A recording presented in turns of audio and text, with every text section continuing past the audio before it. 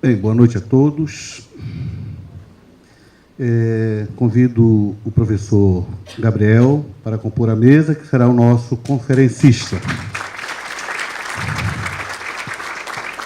Todos vocês têm abrilhantado esses dias do segundo encontro estadual da ANPU, aqui do estado do Amazonas.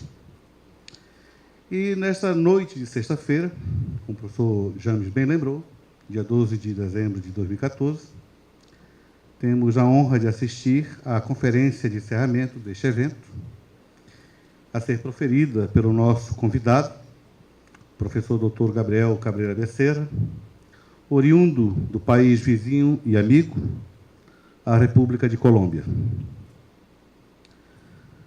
Docente de História da Faculdade de Ciências Humanas e Econômicas da Universidade Nacional de Colômbia, sede em Medellín, o professor Dr. Gabriel Cabreira Becerra combina, em sua sólida formação acadêmica, as áreas de antropologia e história. Eu diria que nós temos aqui um autêntico etnohistoriador. Como poderemos notar em seguida, o professor Gabriel tem larga experiência de pesquisa na área geográfica da Amazônia, partilhada pelo Brasil e pela Colômbia, pois desde 1992, ou até um pouco antes, não sei, o professor poderá me corrigir, desenvolve investigação junto aos povos indígenas dessa imensa região fronteiriça, especialmente os Macu. Deste trabalho investigativo, resultaram artigos e livros que tiraram esses povos indígenas do anonimato acadêmico, revelando seus modos de vida e as consequências de seu contato, cada vez mais frequente, com vários representantes das sociedades nacionais, seja a colombiana, seja a brasileira. De sua grande produção acadêmica, entre artigos e livros, nós podemos aqui destacar La Iglesia en la Frontera, Missões Católicas em El Valpés, 1850-1950. É bom que se registre que este trabalho do professor Gabriel recebeu menção de honra no segundo Prêmio Nacional El Espectador, em 2001. Outro livro de sua autoria, Las Nuevas Tribus y los Indígenas de la Amazonía, História de uma Presença Protestante, de 2007. Em coautoria, há os livros Los Nucac, Nômadas de la Amazonía Colombiana, que é mais antigo, de 1999. Outro livro também, Viviendo en el Bosque, um siglo de investigação sobre os Macu do Noroeste Amazônico, de 2010. O professor também é autor no livro e editor do mesmo. Em 2013, defendeu sua tese de doutorado em História, sob o título Igreja Católica, Protestantes e Estado em El Valpés Colombo-Brasileño, 1923 e 1989. No programa de pós-graduação da Faculdade de Ciências Humanas e Econômicas da Universidade Nacional de Colômbia, sede de Medellín, em cuja banca de jurados tive a honra de ser integrante. É bom registrar também que não só o trabalho foi de excelente qualidade, como foi laureado, o que representaria no Brasil receber o título de 10 com louvor. Seu artigo mais recente, deste ano de 2014, sob o título Fuentes escritas para la História del Alto Rio Negro Valpés, 1700-1990, é um importante repertório para o estudioso que se interessa por esta região da América do Sul. E aqui encerro esta breve apresentação, já agradecido com o aceite do professor Gabriel Cabreira Becerra em colaborar conosco neste segundo encontro estadual da ANPU, aqui do Amazonas. Então, muito obrigado pela atenção E passo a palavra ao nosso ilustre convidado desta noite. No livro Ordem da Memória, de Jacques Le Goff, ele lembra que os fundadores da revista Annales disseram: a história se faz com documentos escritos, certamente, quando existem, mas se pode fazer, se deve fazer, se os documentos escritos não existem. Pero que são aquelas coisas que não são documentos?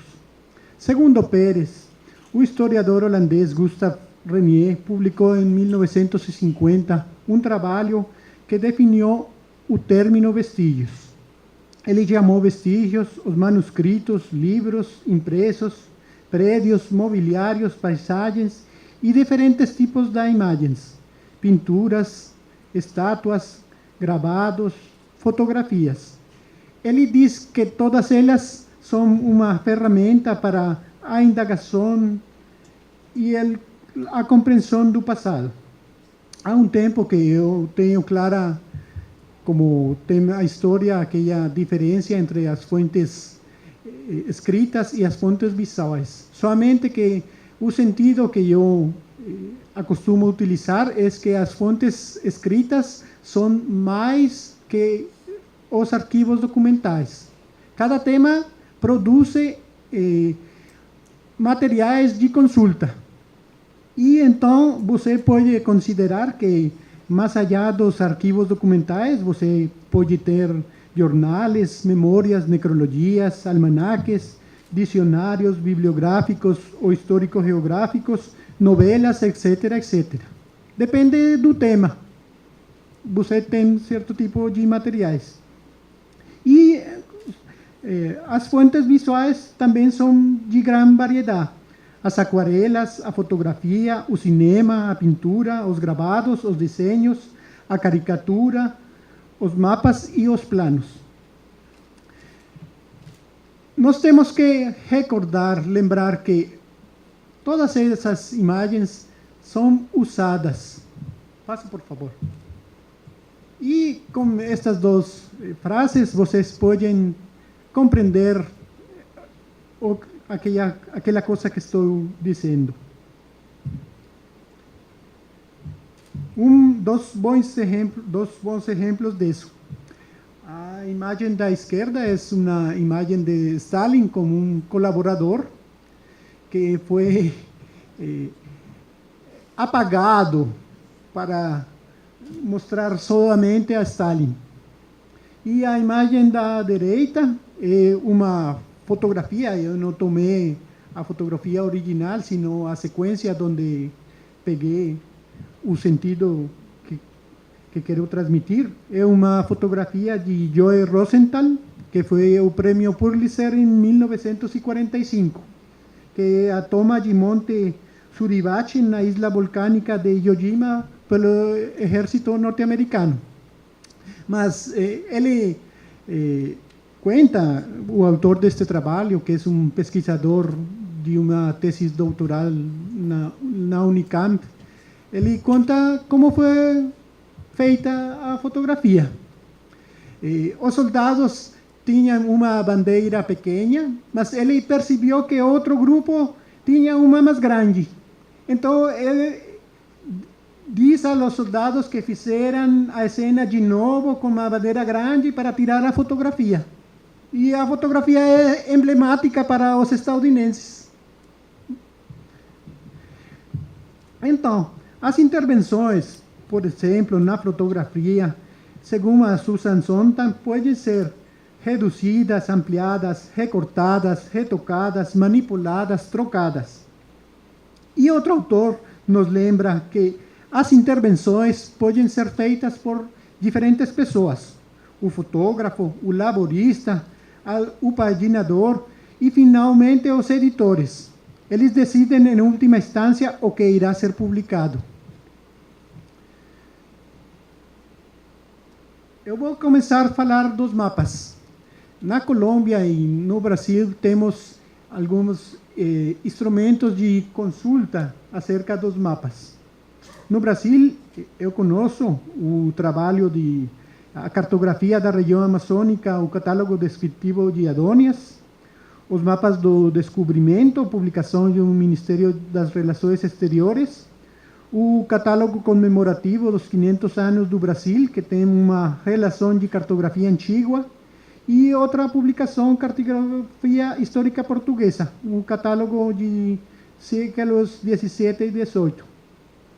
Tem vocês também outros fundos documentais com cartografia, o Arquivo Público de Pará, que tem 616 mapas, o Centro Cultural dos Povos da Amazônia, o Instituto Histórico Geográfico do Brasil, que tem 2.213 mapas, alguns digitalizados, e no Portugal, pues, também tem cartografia do Brasil, a Fundação Biblioteca Nacional no Rio e a Biblioteca Nacional de Portugal, o Arquivo Ultramarino, o Arquivo da Torre do Tombo, todos têm secções cartográficas e alguma cartografia digitalizada.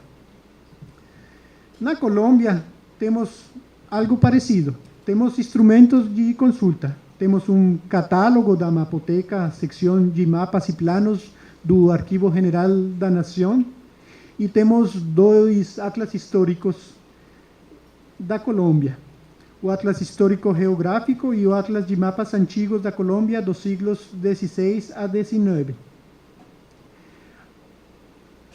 Mas na Espanha temos um importante acervo cartográfico, que fica no Arquivo Geral das Índias, na Sevilha. O arquivo conserva cerca de 7.000 mapas, planos y diseños sobre América. Allí 403 unidades son referidas a Colombia, Panamá y Quito, 26 corresponden al siglo XVI, 130 al XVII, 199 al XVIII, 47 al XIX y una al siglo XX. Sobre ese último existe también un catálogo. Yo no voy a leer uma parte do texto que tem informações acerca do desenvolvimento da cartografia na Colômbia e no Brasil. Mas é uma coisa que faz menção porque é importante. Se você vai falar dos mapas, você tem que ter ideia de que é um mapa e qual é a evolução de fazer os mapas. Então, vou deixar de lado isso. Não passe. Bom, uma coisa dessa cartografia antiga é que o caráter é muito geral. Não tem detalhes da área do Putumayo. Os mapas com detalhes são tardios. E os primeiros mapas, segundo Adonias, da região, são os mapas do Apapores de 1782. Depois estão os mapas de Manuel Gama Lobo de Almada. Eu não vou falar deles porque Adonias faz uma boa descrição que vocês podem ler lá. Passa. Na Colômbia temos uma expedição que chamou a Comissão Corográfica, feita por Agustín Codazzi entre 1850 e 1859. E ele fez cartografia de toda a Colômbia. E fiz este mapa da área fronteiriça do rio Aupés, que o mapa tem a particularidade de que fica cheio de anotações. Anotações que falam da presença espanhola e portuguesa na região, dos povos indígenas, dá algumas cifras de povoação e, além de que sua escala não é legível, o mapa tem a vantagem que você conta com um texto que deve ler junto com o mapa para compreender a dimensão do trabalho. Outros trabalhos do século XIX são os trabalhos dos viajeros que penetraram o rio Aupés, Alfred Wallace e Richard Spruce. Eles entraram no rio Aupés, mas seus mapas são mapas gerais que mostram os itinerários, pero essas obras têm desenhos do arte rupestre, das localidades e dos tipos indígenas. Então, você tem que conhecer esse também.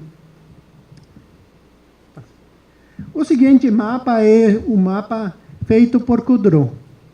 O mapa foi publicado em uma obra